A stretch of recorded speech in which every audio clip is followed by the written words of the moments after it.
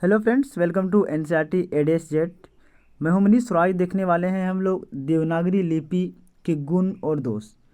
देवनागरी लिपि के गुण और दोष की अगर बात करें तो दुनिया में जितनी भी चीज़ें हैं, जितने भी वस्तुएं हैं, चाहे इंसान हो या कोई भी हो, हर किसी के अंदर दो चीज़ होता है। उसके अंदर कुछ ना कुछ गुण होता है जिस कारण से उसे बनाया जाता है, और उसके अंदर बनाने के बाद लोगों का काम होता है कमियां को ढूंढना। तो उसके अंदर कुछ ना कुछ कमियां होता है जिसे हम लोग दोष कहते हैं। तो हर एक इंसान के अंदर कुछ ना कुछ गुण होता है और कुछ अवगुण होता है, उसी अवगुण को दोष कहते हैं। आज का जो हमारा प्रश्न है वो ये है कि देवनागरी लिपि के गुण और दोषों का विवेचना करें। देवनागरी जो कि एक लिपि है, हिंदी लिखने का, खोटा लिखने का और बहुत सारे भाषाओं को लिखने का एक लिपि है, जिसके जरिए हम लोग किसी भाषा को शुद्ध रूप से लिखते हैं और उसका अध्ययन करते हैं, वो देवनागरी लिपि है। तो देवनागरी लिपि का भी कुछ कुछ गुण है और कुछ कुछ दोष है। आज का ये जो प्रश्न है हमारा कि देवनागरी लिपि के गुण और दोषों की विवेचना करें, इसमें हम लोग देवनागरी लिपि के कुछ गुणों के बारे में देखेंगे और कुछ दोषों के बारे में देखेंगे। ये क्वेश्चन आपको VBU का BA में सेमेस्टर 2 में आपको देखने को मिल सकता है। तो अगर आप चैनल पर नए हैं तो चैनल को सब्सक्राइब कर लें।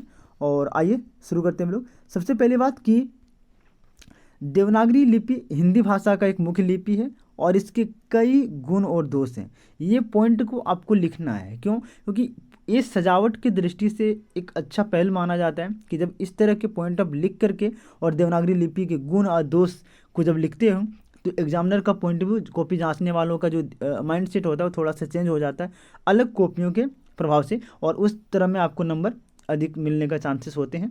आप कितनों लिख के चले आओ, कितने साफ साफ, कितनों अच्छे लिख के चले आओ, लेकिन अगर आप सजावट की दृष्टि से नहीं लिखते हो तो फुल मार्क्स आपको नहीं मिलेगा। तो ध्यान रखना है कि पॉइंट कम ही लिखो, लेकिन अंडरलाइन करते हुए और सजावट की दृष्टि से लिखो, ताकि एक भी मार्क्स आपका ना कटे। और यही तरीका UPSC, JPSC, BPSC मेंस लिखने का होता है, जो तरीका मैं आपको बता रहा हूँ। तो आइए हम लोग शुरू करते हैं। सबसे पहली बात हमने देखा कि देवनागरी लिपि हिंदी भाषा की मुख्य लिपि है और इसके कई गुण और दोष हैं। या तो आप इसको इस तरह से लिख सकते हो कि देवनागरी लिपि जो कि हिंदी भाषा का एक मुख्य लिपि है और इसका जो सो निम्नलिखित दोष और गुण हैं। सबसे पहले आपको पॉइंट देना है देवनागरी लिपि के गुण, और इसमें से देवनागरी लिपि के कुछ गुणों के बारे में लिखना है। देवनागरी लिपि के गुण में सबसे पहला जो गुण है वो क्या है? किसी भी चीज़ अगर कोई है तो सबसे पहले क्या होता है? सरलता होता है, आसान होता है, कुछ फ़ायदा होगा उससे तभी तो उसको बनाया गया ना। ऐसे तो कोई बेवजह किसी चीज़ को बनाया नहीं जाता है, कुछ तो फ़ायदा होगा। तो सबसे फ़ायदा ये है कि सरलता, वो बहुत सरल है। देवनागरी लिपि बहुत ही सरल है और हिंदी भाषा के ध्वनियों को अच्छी तरह से दर्शाती है। व्यक्ति जल्दी से इसकी समझ पा सकते हैं, बहुत जल्दी समझ जाता है इसको, जिससे इसकी बोली और लेखन शैली में जो सो सुधार होता है। कोई भी व्यक्ति को ध्वनियाँ जब अच्छी तरह से समझ में आने लगती है तो वो बहुत अच्छे से किसी भी बात को बोल सकते हैं और किसी भी बात को लिख सकते हैं। और ये हो सकता है एक ही वजह से जब वो भाषा सरल हो, लोगों को समझ में आसानी से आ जाए। दूसरा क्या है? विशाल संख्या में उपयोग। देवनागरी जो लिपि है इसका उपयोग विशाल संख्या में हो रहा है। देवनागरी लिपि हिंदी में, संस्कृत में और अन्य भारतीय भाषाओं के साथ उपयोग होता है, और यह भारतीय भाषाओं को लिखने पढ़ने के लिए एक सामान्य लिपि के रूप में एकीकृत है, और इसमें अनेक भाषाओं को जो में हेल्प करता है हमारा देवनागरी लिपि।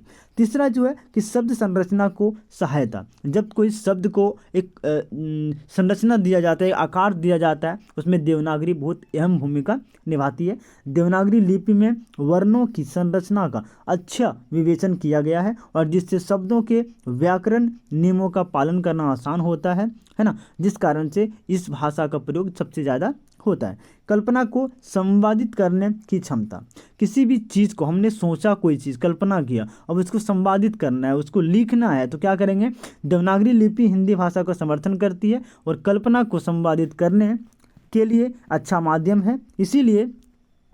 इसीलिए साहित्यिक रचनाओं, कहानियाँ, कविता, नाटक और दार्शनिक लेखों की रचना की साझा करना और भी आसान हो जाता है, ताकि कोई भी व्यक्ति आसानी से इंटरेक्ट कर सके, आसानी से समझ सके इन बातों को कि आखिर इसमें लिखा क्या गया है, और इसके शाब्दिक जो अर्थ होते हैं वो इंसान खुद से समझ सकता है विदाउट किसी बोल सकते हैं टीचर या कोई अन्य चीज़ों के।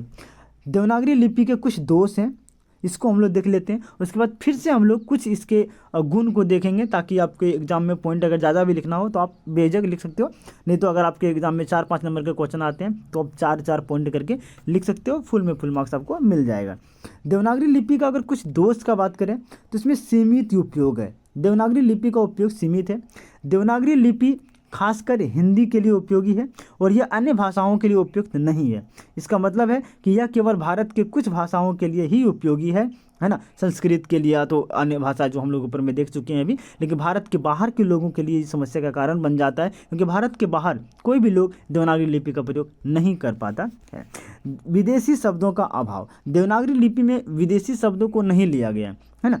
देवनागरी लिपि में विदेशी शब्दों का अभाव होता है, जिन्हें अंग्रेजी या अन्य विदेशी लिपियों में नहीं लिखा जा सकता, और इसीलिए तकनीकी या वैज्ञानिक क्षेत्र में काम करने वाले लोग इस लिपि का उपयोग करना नहीं चाहते हैं, अतः उपयोग करना कठिन हो जाता है। आगे देखते हैं हम लोग समान वर्णों के अलग अलग उच्चारण। एक ही वर्ण है और उसका उच्चारण जो सो अलग अलग हो जाता है देवनागरी लिपि में, जिस कारण से इसको एक तरह का दोष माना जाता है। देवनागरी लिपि में कई वर्ण होते हैं और इसका उच्चारण एक ही है, जो कई शब्दों में परिवर्तित हो सकता है, और इससे कई बार एक ही वर्ण के जो सो विभिन्न और देवनागरी लिपि के उच्चारण जो सो देखने को मिल जाते हैं। अब हम लोग देवनागरी लिपि के कुछ अन्य दोष और गुणों के बारे में देखेंगे, ताकि आपके एग्जाम में अगर आपको 7-7 पॉइंट 8-8 पॉइंट करके लिखना हो फिर भी आप लिख सकते हो, और अगर आपको 5-5 पॉइंट लिखना है तो विदाउट आप ऊपर में जितने भी हमने अभी डिस्कस किया वो सारे पॉइंट को आप लिख सकते हो। देवनागरी लिपि के कुछ और गुण और दोषों की अगर बात करें तो देवनागरी लिपि के गुण का अगर बात करते हैं तो पहला गुण यहाँ पे उच्च संपदा आ जाएगा, है ना। उच्च संपदा। देवनागरी लिपि भारतीय संस्कृति और धरोहर का एक महत्वपूर्ण हिस्सा है, और यह भारतीय कला, संस्कृति और इतिहास की एक समृद्ध विरासत को प्रतिस्थापित करता है। दूसरा पॉइंट की अगर बात करें, संवेदनशीलता। संवेदनशीलता। देवनागरी लिपि हिंदी भाषा के विविध अंशों को संवेदनशीलता से व्यक्त करने में मदद करती है, और कई अभिव्यक्तियों और भावनाओं को उच्च स्तर पर समझने और प्रस्तुत करने के लिए देवनागरी लिपि का उपयोग किया जाता है। आगे अगर बात करें भाषा संरक्षण की अगर बात करें तो देवनागरी लिपि अनेक भाषाओं को लिखने और संरक्षित करने के लिए उपयोगी है, और यह भारतीय भाषाओं को संरक्षित रखने में मदद करता है, और इन भाषाओं को पुनरुत्थान में महत्वपूर्ण भूमिका निभाती है। आगे हम देवनागरी लिपि के कुछ अन्य दोष के बारे में बात करेंगे।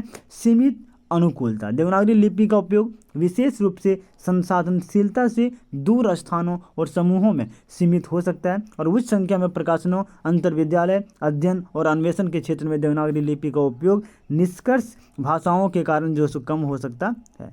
भाषाओं का अलग अलग अक्षर। देवनागरी लिपि में भाषाओं का जो अलग अलग अक्षर है उसके बारे में क्या कहा गया कि देवनागरी लिपि भारत की विविध भाषाओं को लिखने के लिए अलग अलग अक्षरों का उपयोग करती है, और यह विदेशी भाषाओं से थोड़ा अलग है, जो भाषाओं के बीच संचार को जो सो कठिन बना सकता है। और विभिन्न लिपियों का अगर अभाव की बात करें तो विभिन्न राज्यों और समुदायों में उपयोग होने वाली कई अन्य लिपियां भी है, जो उन्हें अपनी भाषा को लिखने के लिए पसंद करते हैं, और इसका मतलब है कि देवनागरी लिपि का उपयोग नहीं किया जा सकता है जब अन्य लिपियों के रूप में जो सो लिखा जाना है। और साथ ही अगर इनके कुछ बात करें तो इन गुणों और दोषों के साथ देवनागरी लिपि भारतीय संस्कृति और भाषा के अभिवादन का एक महत्वपूर्ण हिस्सा है, जो भारत में लोकप्रिय रूप से जो सो उपयोग होता है, और यह भाषा के संरक्षण का जो सो प्रचार प्रसार या महत्वपूर्ण स्थान रखता है। ये कुछ था हमारा देवनागरी लिपि के दोष और गुणों का अध्ययन किया हम लोगों ने। अगर आप इस चैनल पर नए हैं तो चैनल को सब्सक्राइब कर लें, ताकि आपके एग्जाम से रिलेटेड जितने भी क्वेश्चन हो आपको जितने भी क्वेश्चन अपलोड हो सबसे पहले नोटिफिकेशन आप तक जाए, और आप इसका आनंद उठा सकें, लाभ उठा सकें, और आप एग्जाम में अच्छे से अच्छे मार्क्स स्कोर कर सकें और अपने लाइफ को सिक्योर कर सकें। फिर मिलते हैं नेक्स्ट वीडियो में, तब तक के लिए धन्यवाद। जय हिंद, जय भारत।